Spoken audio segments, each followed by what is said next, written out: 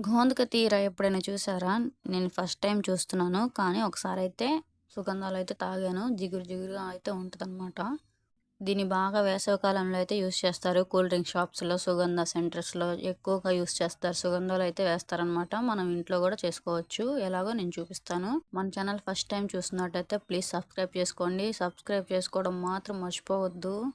మరి 500 సబ్స్క్రైబ్స్ అవ్వడానికి 2 ఇయర్స్ పట్టింది. ఇంకా 500 దాకా రీచే అవ్వలేదు.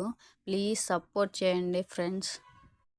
వీటిని మరీ అంత ఎక్కువ వేసుకోక్కర్లేదు. రెండే 2 పలుకులు వేసుకొని మంచిగా వాష్ చేసుకొని, ఒక టీ గ్లాస్ అన్ని వాటర్ పోసుకొని నైట్ అంతా నానబెట్టేసేయండి. పొద్దున కల్లా జిగురు జిగురుగా చూసారా ఎలా వచ్చిందో?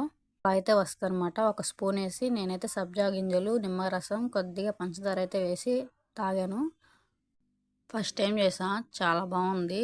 కానీ కొంతమంది ఉత్తిది కూడా తింటారట. కానీ మనం అలా తినలేము. అది ఒక రకమైన స్మెల్ అయితే వస్తది.